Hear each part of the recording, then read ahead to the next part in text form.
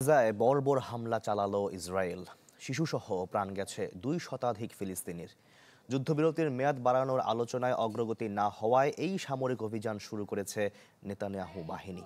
দিয়েছে স্থল অভিযানের হুমকিও। মার্কিন প্রেসিডেন্ট ডোনাল্ড ট্রাম্পের সঙ্গে আলোচনা করেই ইসরায়েল এই হামলা চালিয়েছে বলে জানায় হোয়াইট হাউস।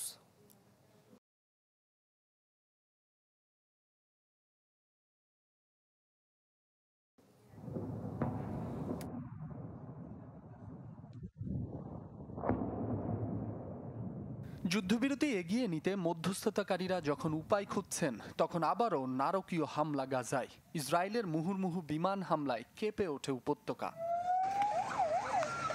স্থানীয় সময় গভীর রাতে দের আল বালা, গাজা সিটি, খান ইউনিস, রাফা অঞ্চলের কয়েকটি স্থানে ঘুমন্ত ফিলিস্তিনিদের ওপর একযোগে বিমান হামলা চালায় জায়নবাদী সেনারা।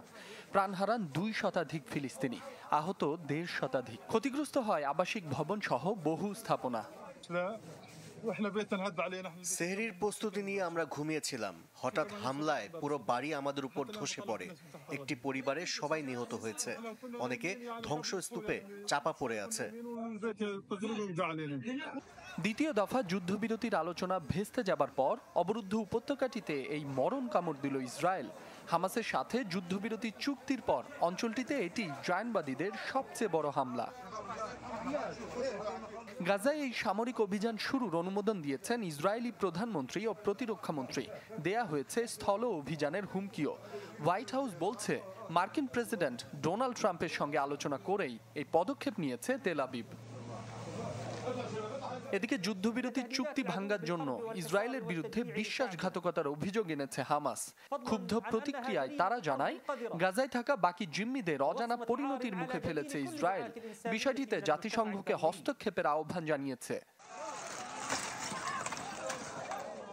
মার্কিন মধ্যস্থতায় গাজায় সাময়িক যুদ্ধবিরতির সময়সীমা বাড়ানোর চেষ্টা চলছিল।